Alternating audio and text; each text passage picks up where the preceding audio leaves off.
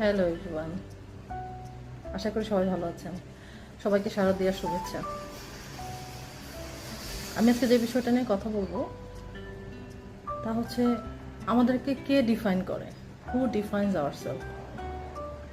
আমরা কিন্তু নিজেদেরকে ডিফাইন করি, আমরাই সবার সামনে নিজেকে তুলে ধরি, আমরাই আমাদের বিহেভিয়ার, আমাদের কমিউনিকেশন, অ্যাটিটিউড দিয়ে বুঝিয়ে দেয় যে আমার সাথে কিভাবে আচার আচরণ করতে হবে, কিভাবে আমার সাথে ব্যবহার করতে হবে।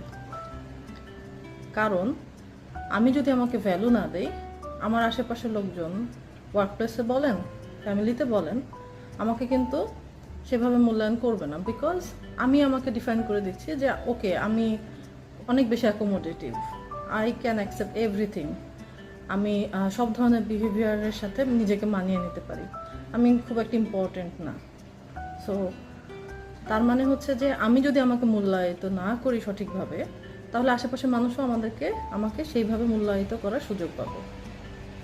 আমি যেটা বলার চেষ্টা করছি, আমরা নিজেদেরকে ডিফাইন করি এবং এটা আমাদের সমাজে প্রচলিত একটা ধারণা যে নিজের সম্পর্কে কিছু বলা, অ্যাসার্টিভ হওয়া, নিজের ভালো লাগা মন্দ লাগাকে প্রকাশ করা, এটা অনেক ধরনের এক ধরনের কেয়ারলেসনেস, বা আমরা ঠিক আদব কায়দা জানি না, বা আমরা আরেকজনকে মূল্যায়িত করছি না।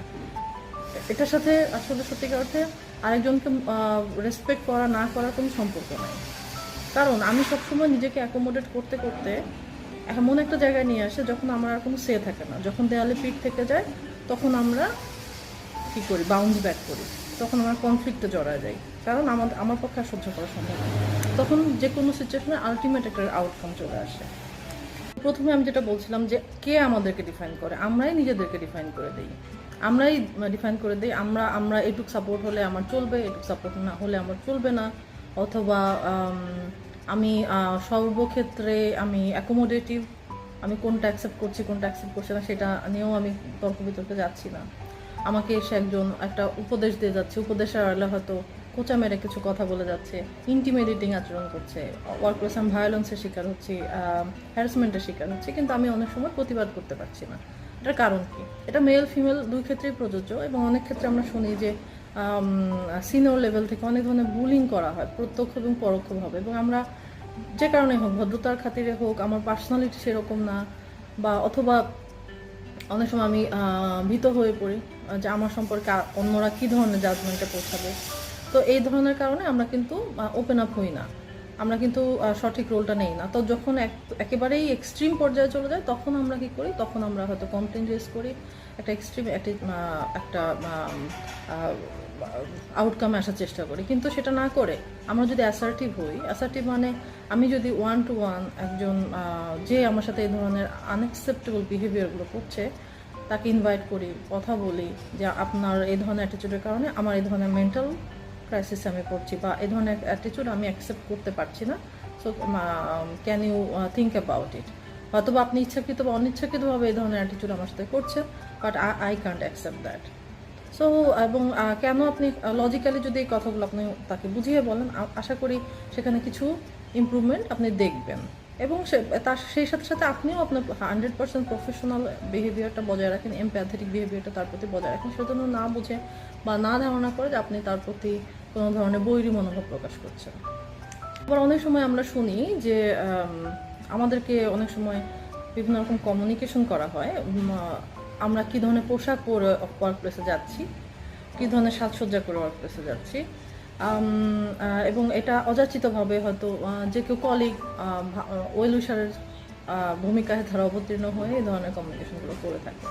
তো আমি যদি সেটা অ্যাকসেপ্ট না করতে পারি, সে ধরনের কমিউনিকেশন বা কমেন্ট আমি যদি ওয়েলকাম না করি, তাকে কিন্তু আমি ঠান্ডা মাথায় পরিষ্কারভাবে বুঝিয়ে বলতে পারি যে এই ধরনের কমিউনিকেশন অথবা কমেন্ট কতখানি শোভনীয় এবং কতখানি আনএক্সেপ্টেড, তো তারা যেন নিজেরা সতর্ক হয়। তো আমরা সত্যিকার অর্থে আমরা এই যে প্রথমে বললাম যে আমরা আমাদেরকে ডিফাইন করি, তো আমারও রোল আছে যে আমাকে কেউ কিছু বললে না, এবং সেখানে আমি কী ধরনের রেসপন্স করতেছি। বরং অনেক সময় দেখতে পাই যে আমরা রেসপন্স না করে সেটা নিজের মধ্যে রেখে দেই, নিজের মধ্যে হতাশা ক্ষোভ তৈরি হয়, হীনমন্যতাবোধ তৈরি হয় এবং সেটা এক সময় ডিপ্রেশনের পর্যায়ে চলে যায়। কিন্তু অথচ ব্যাপারগুলো কিন্তু খুবই ছোট এবং ডিল করলে দেখা যায় এটা এমন কিছু না। এবং আমি সবসময় একটা কথা বলার চেষ্টা করি যে আরেকজন অন্যায় করলো, আরেকজনের একটা অন্যায় আচরণ আমি আমার মধ্যে নিয়ে আমি কিন্তু বয়ে বেড়াচ্ছি এবং সেটাকে বড় করছে দিনকে দিন, এবং সেটার জন্য আমিই সাফারার হচ্ছি। মানে হচ্ছে আরেকজনের অন্যায় কাজের দায়ভারটা আমি নিয়ে নিলাম আমার ভিতরে, তাকে আমি শুধরে না দিয়ে অথবা তাকে সেই বিষয়ে প্রতিবাদ না করে। তো এই বিষয়গুলো আমরা কতদিন সহ্য করব? আমরা কিন্তু খোলাখুলি কথা বলবো এই বিষয়গুলো নিয়ে, এবং যে এই ধরনের অন্যায় আচরণ করছে, প্রতিনিয়ত ইন্টিমিডেটিং বিহেভিয়ার করছে বা হ্যারাসমেন্ট করছে, বুলিং করছে ওয়ার্কপ্লেসে, আমাদের অফকোর্স প্রত্যেকটা অর্গানাইজেশন তাদের নিজস্ব পলিসি আছে, এবং অনেক সময় আমরা মনে করি তার বিরুদ্ধে তো কোনো কথাই বলা যাবে না, অ্যাকশন হবে না, তো তার সাথে আমরা ডিরেক্টলি ডিল করতে পারি। এবং আসলেই অ্যাকশন হয় কিনা আমরা রিটেন উইথ এভিডেন্স এ ধরনের লজিক্যালভাবে আমরা কিন্তু ওয়ার্কপ্লেসে ফর্মাল প্রসেসেও যেতে পারি। তো নিজেকে ছোট না ভেবে অন্যের অন্যায় আচরণকে সঠিকভাবে প্রতিরোধ করাটা কিন্তু আমাদের একজন মানুষ হিসাবে, সচেতন মানুষ হিসাবে আমাদের দায়িত্ব, সেটা ওয়ার্কপ্লেসই হোক অথবা পরিবার হোক।